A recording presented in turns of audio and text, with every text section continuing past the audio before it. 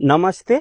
एक वनस्पति भेटाइयो, खोज्दै खोज्दै हिँड्दाखेरि यो वनस्पति के होला त? यो वनस्पति कसरी चिन्ने त? यो वनस्पतिको काम के हो? यो वनस्पतिले के काम गर्छ? यसको के रोगमा प्रयोग गर्न सकिन्छ? खाएर हेर्छु है। ओहो, साह्रै तितो वनस्पति रहेछ, साह्रै टर्रो वनस्पति रहेछ।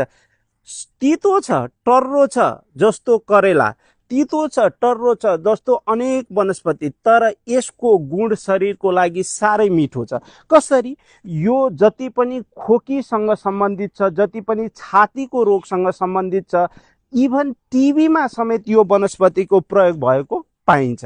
यो वनस्पति जति पनि कफको लागि एक्सपेक्टोरेन्ट जति पनि कफ सिरपहरू छ, त्यसमा यो वनस्पतिको प्रयोग भएको पाइन्छ।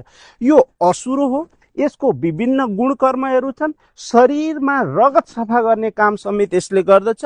तुलसी जसरी घर घरमा पाइन्छ, असुरो पनि खेतको किनारमा वरिपरि वनस्पतिहरू असुरोको प्रशस्त रूपमा हाम्रो डाँडा पाखामा पाइन्छ। यसको पहिचान गरौँ, यसको सही उपयोग गरौँ, सही ठाउँमा यसको बिक्री वितरण गर्नुभयो भने आम्दानी पनि हुनेछ कृषकको, साथसाथै सही ठाउँमा पनि यसको प्रयोग हुनेछ। हस् त, धन्यवाद।